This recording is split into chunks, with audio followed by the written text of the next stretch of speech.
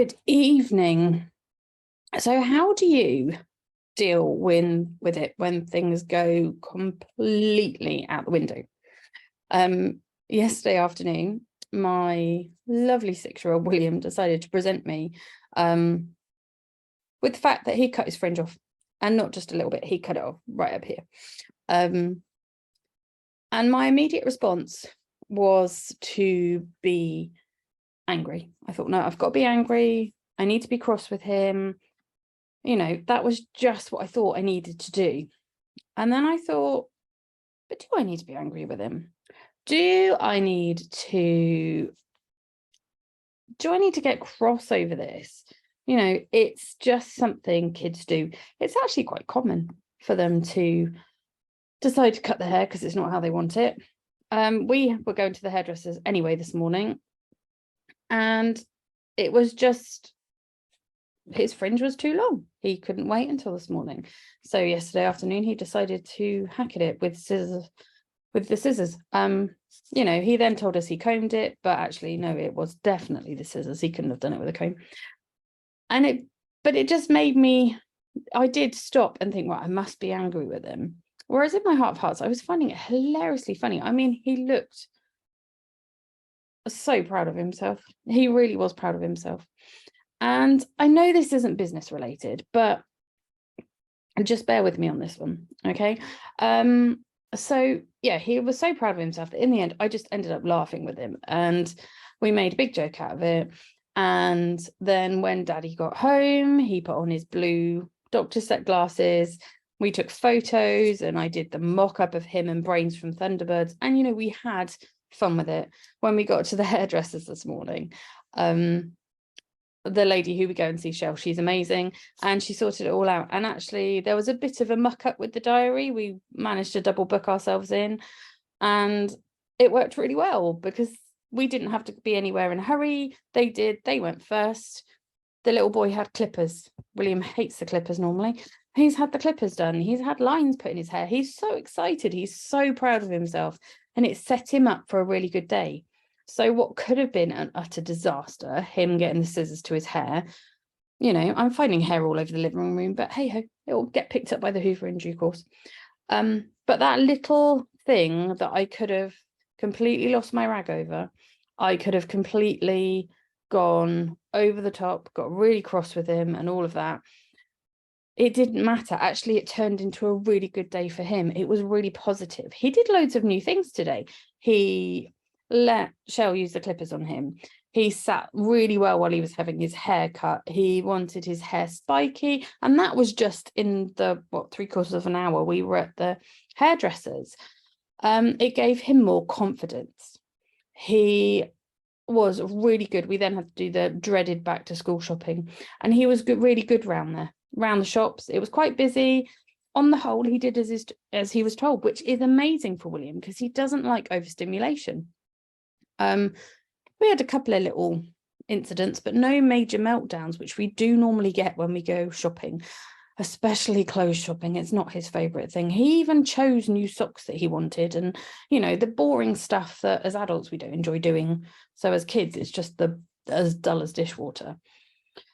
And it really got me thinking, because that one little hiccup that, as I said, could have been a complete disaster, and I could have made a real mountain out of a molehill. Suddenly he had the best day. He had a really good day. He was really proud of himself. He tried new things. We even managed to get through an entire meal out.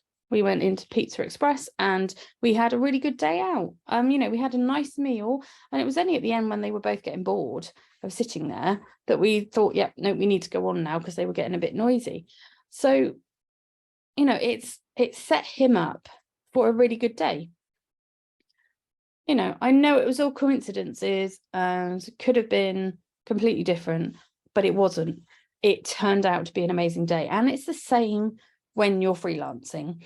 So there are going to be things that crop up all the time that throw you a complete wobble.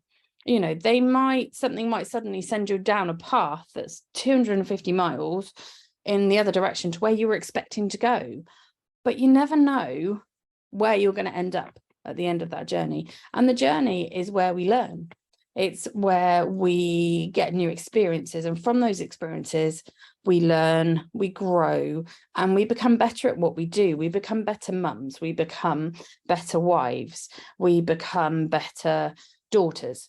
We become better freelancers. Whatever it is, you know, we can learn from it. Something positive will come from it. I'm a great believer of that. Even something that seems horrendous at the time, and all you want to do is curl up in a corner and cry, something good will come out of it. Something amazing will come out of it, where you're actually going to learn and you're going to grow from it. That's one of the amazing things about being a freelancer, is that you can learn, you can grow from all these experiences. And because it's your own business, be it just you or other people working in it as well, you can mold the business and learn from it and grow and make it your own. And if you do have to go on that 250-mile journey, you know, you're expecting to go right and you end up going left, it doesn't matter. You can make the most of it. You can be proud of yourself for trying something new. You can use it as a reason to learn a new skill, to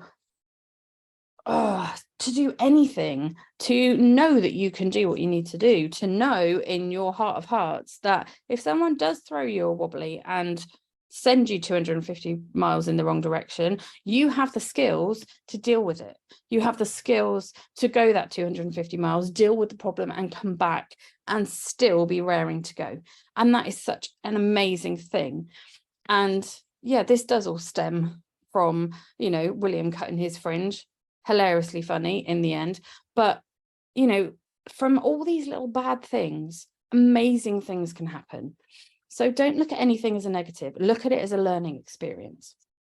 I always say there's no such things as problems. There is just the solutions or the outcomes. And it's the same in your business. There aren't problems. There's just ways to learn. There's ways to grow. And there's ways to be better at what you do, be it in your home life or your work life. Now, comment below for a link to my upcoming webinar. It's next Thursday, the 7th of September at 8 p.m. UK time. And it's on unleashing your superpowers and mastering the balance between freelancing and home life. Have a great evening, and I look forward to seeing you all there.